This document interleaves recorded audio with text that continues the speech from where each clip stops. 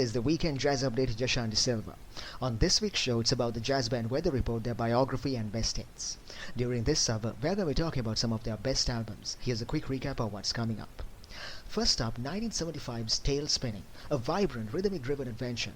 You can hear the band stretching into world-class music influences with Latin percussion, funky bass grooves, and Zawinul shimmering electric keys taking us on a truly global sound trip. Then comes 1976 Black Market, where the textures get darker, moodier, and more mysterious. Tracks like Cannonball and Barbary Coast show the band experimenting with complex harmonies while keeping the groove tight, and Alphonso Johnson's bass and percussion layers make it irresistible to nod along. By 1977, Heavy Weather arrived, and wow, this one is legendary. Joe Zawinul's synths shine, Wayne Shorter's soprano sax solos, and hits like Birdland became instant fusion classics. The band had truly perfected the art of blending jazz sophistication with accessibility. Finally, 1978's Mr. Gone pushed boundaries even further, with adventurous compositions and electronic experimentation. And that was some insight into what's coming up during this hour. Stay tuned to the Weekend Jazz Update to Jashan De Silva to find out more with albums. We'll explore Tail Spinning, Black Market, Heavy Weather, and Mr. Gone. Each album tells a story of evolution, innovation, and the band finding its voice in the ever-changing landscape of jazz fusion. First up is Tail Spinning, released in 1975. This album is all about rhythm and global influences. Latin percussion, African-inspired grooves, and world music textures dominate the sound. Next up, Black Market, released in 1976.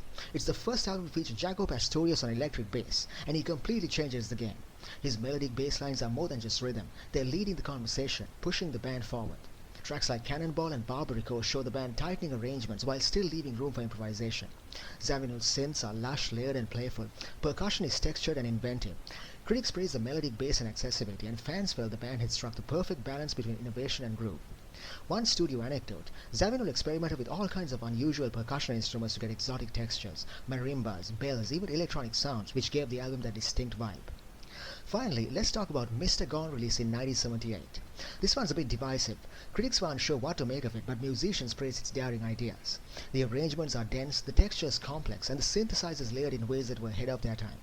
Tracks like The Palladium and Port of Entry feature electric piano, synths, and inventive percussion that push the boundaries of what fusion could be.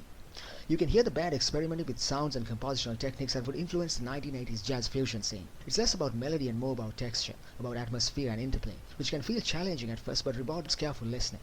Fun fact, the studio sessions were experimental playgrounds. Zawinul and Shorter would constantly tweak and layer instruments to create new sonic landscapes. So listening to these four albums together, you can hear the band evolving in fascinating ways. Tail Spinning shows them exploring world rhythms and Latin percussion, stretching the possibilities of jazz fusion beyond the standard. With Black Market, Jaco Pastorius enters the picture, and the bass transforms from a supporting role to a melodic force, giving the band a new dynamic. Heavy Weather takes the innovations of the previous albums and blends them into a record that's both accessible and technically brilliant, with tracks like Birdland becoming classics. And then Mr. Gone pushes experimentation even further, focusing on texture, atmosphere, and dense arrangements that challenge and reward the listener. What's remarkable is how each album tells a story, not just about the music but about the band itself. Zawinul's vision, Shorter's melodic mastery, and the rhythm section's adaptability, you can hear them taking risks, experimenting, and redefining jazz at every turn. From global influences to funk grooves to layered synthesizers, these albums show why Weather Report became one of the most influential jazz fusion bands of all time. And you're tuned into the Weekend Jazz Update with Jashan De Silva. On this week's show, it's about the Weather Report, their biography, and best albums. Now it's time for some trending music news. Mark your calendars for Saturday, December 6, 2025 because the historic El Dorado Ballroom at 2310 Elgin Street is about to light up with the incredible Jordan family from New Orleans. Stephanie Jordan, Rachel Jordan, and acclaimed jazz trumpeter Marlon Jordan are making a spectacular return to this iconic venue. Stephanie Jordan will mesmerize you with her signature vocals, backed by a jazz ensemble and a string quartet led by her sister, the amazing classical violinist Rachel Jordan. Expect a mix of big band era jazz standards brought to life in a way that only the Jordans can deliver. And it gets even better. Special guests Claudia Hayden and Adam J. Ivey will join the lineup. Claudia Hayden, renowned national recording artist and Billboard charting flutist, will dazzle with a unique, smooth yet edgy sound from her latest release Wi-Fi. Meanwhile, pianist and arranger Adam J. Ivey will bring in his masterful classical touch, making the night a true fusion of jazz and classical brilliance. Tickets are just $25 a person, but don't wait, seats are going fast. You can snag your tickets online right now, and for those traveling out of town, the Houston Marriott South at Hobby Airport is offering a special group rate of $88 to $118 a night. So whether you're a jazz aficionado, a music enthusiast, or just looking for an unforgettable night out, come experience Stephanie, Rachel, and Marlon Jordan live in Houston. It's a night of music, culture, and pure artistry that you'll remember for years to come.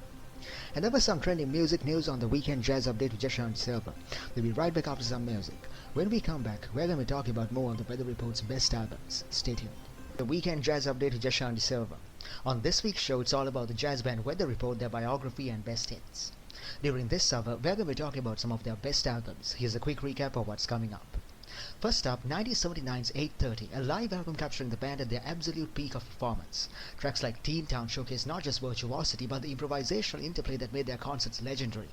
No surprise, this one snagged a Grammy for Best Jazz Fusion Performance. Then in 1980, Night Passage hit the studios with intricate arrangements and complex compositions. Jaco Pastorius is front and center, and tales like Madagascar and Three Views of a Secret bridge the groove-heavy late 70s with slick electric fusion of the 80s, a real treat for fans of tight ensemble work and daring jazz exploration. In 1982, Weather Report returned with a self-titled late-period album. Polished production, advanced synth textures, and tracks like The Well and Where the Moon Goes highlight the experimentation with sequence electronics, a clear sign of a band pushing studio technology into new heights. Finally, 1983's Procession brings smooth fusion and mature ensemble into play. The title track glides with layered textures and rhythmic sophistication, marking the end of a key chapter in Weather Report's storied career. From live dynamism to refined studio mastery, this era proves once again why Weather Report remains a cornerstone of jazz fusion history. And Jazz Update with Jaco and Silva. On this week's show, it's about the jazz band Weather Report and their best hits. During this hour, we're going to be talking about some of their best albums. These are albums that show the band at their peak, blending live energy, complex compositions. So we're going to be talking about 8:30, Night Passage, the 1982 self-titled release, and Procession. Let's start things off with 8:30, the Grammy-winning live album from 1979. This one captures Weather Report in full flight, performing with precision, energy, and incredible improvisational flair. The album features tracks like Teen Town and Ramba Mama. What makes 8:30 so special is how it captures the band interacting live. You can hear the subtle give and take between Zawinul's keyboards, Shorter's sax, and the rhythm section. The energy is infectious and every note feels alive. Critics praise it for showcasing the band's technical brilliance while keeping the music fun and dynamic. Fun fact, the album was recorded in Tokyo during their tour. It's often cited as one of the greatest live fusion albums ever. Next up is Night Passage, released in 1980. This studio album takes the band into intricate compositional territory. Tracks like Madagascar and Three Views of a Secret are full of complex rhythms, interwoven melodies, and lush textures. Pastorius' bass is front and center, providing both grooves and melodic storytelling. Zawinul's keyboards create rich atmospheres, while Shorter's saxophone lines provide lyrical counterpoints. The arrangements are tighter and more sophisticated than some of their early experimental works, but the improvisational spirit is still very much alive. Anecdotally, the band approached the recording like a live performance, emphasizing spontaneity even in the studio. Night Passage perfectly balances technical mastery with emotional resonance, showing that the band was never content to settle in one sound. Now we move on to 1982 with their self-titled album Weather Report. Even though it shares a name with their debut, this one is very much the product of the band's later period. Here the focus is on polished production and electronic textures. Tracks like The Well and Where the Moon Goes feature intricate synthesizer work that adds depth and atmosphere. This album leans more into studio experimentation, with sequence synths and layered arrangements. You can hear the influence of modern technology, but the band's improvisational instincts are still evident. Zawinul's keyboards weave soundscapes, Shorter's sax provides melodic clarity, and the rhythm section ties it all together. This album reflects a mature, confident band exploring the possibilities of technology while staying true to their fusion roots. Finally, let's talk about Procession, released in 1983, one of the band's last studio recordings. Procession feels like the culmination of Weather Report's evolution, polished, smooth, and full of ensemble interplay. Tracks like the title track, Procession, showcase layered textures, precise rhythm, and melody working together seamlessly. This album demonstrates the band's mastery over dynamics and space, creating music that's complex and accessible. Even in their later years, Weather Report was still experimenting with sound, but now with a refined, mature approach. It's a satisfying conclusion to their discography, highlighting what made the band legendary. When you listen to these four albums in order, you hear the band at their peak: live energy, sophisticated studio work, and fully realized fusion. 8:30 gives us that electrifying live performance, with the band interacting in real time and showing the raw power of their improvisation. Then Night Passage moves back into the studio, with intricate arrangements and a focus on composition, while keeping that live spirit alive. The 1982 Weather Report album demonstrates the band embracing technology, layering synths and electronic textures while staying true to their sound. And finally, Procession is the polished culmination, a mature, refined version that ties together rhythm, melody, and innovation. It's remarkable to hear how Weather Report evolved, from the experimental textures of their debut, through funk, world influences, melodic bass, eventually to this mature ensemble-driven sound. You can hear the personalities of each member in the music: Zawinul's visionary synths, Shorter's lyrical sax, Pastorius' virtuosic bass, and the rhythm section's inventiveness. These four albums show a band that never stopped pushing boundaries, whether in a live arena, a studio, or through electronic experimentation. Their influence can still be felt in contemporary jazz fusion and beyond. For anyone exploring jazz fusion, these albums are essential listening, offering both a thrilling ride and a deep insight into what made Weather Report a band ahead of its time. And you're tuned into the Weekend Jazz Update with Jaco Pastorius. On this week's show, it's about the Weather Report, their biography and best albums. We've come to an end of this week's episode of the program, so now let's recap what we discussed on today's show.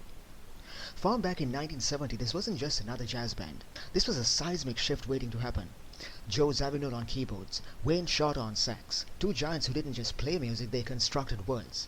Weather Report emerged at a time when jazz was branching into 1,000 directions, but these two said, let's carve a new one. And that's exactly what they did. Funk, world rhythms, Latin grooves, the freshest technology of the era.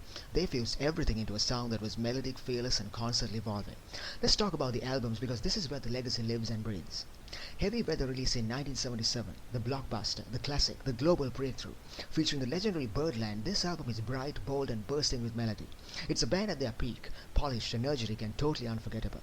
And then you have Black Market from 1976. This record dances effortlessly between funk, African rhythms, and expansive atmospheric grooves.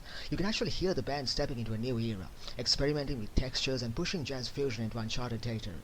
Then there's Tail Spinning from 1975, an album that's pure exploration. Packed with world percussion, rhythmic layers, and adventurous compositions, this one shows Weather Report stretching the limits of what jazz fusion could be. Playful, exotic, full of movement.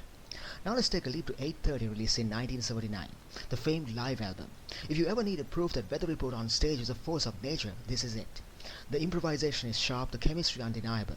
This album doesn't just document a performance, it captures a moment in jazz history. And finally, Night Passage in 1980, a record that strikes that perfect balance between structure and spontaneity. It's tight, sophisticated, but still pulsing with that live electricity that made Weather Report what it was. What ties all these albums together is personality, the unmistakable voice of the band. Zawinul's keyboard shaping sonic landscapes, Shorter's sax floating like a storyteller, and Pastorius' bass grounding everything. Even though Weather Report disbanded in 1986, their influence is all over modern jazz, fusion, world music, even electronic genres. Their legacy isn't just in the notes, it's in the daring, the experimentation, the spirit. And that was a quick recap of what we discussed on this week's episode of the Weekend Jazz Update with Jaco Pastorius. And that brings me to an end of this week's program. Don't forget to check out the archives of today's show on my YouTube channel, the Weekend Jazz Update with Jaco. I'll see you again next week. Have a great week ahead.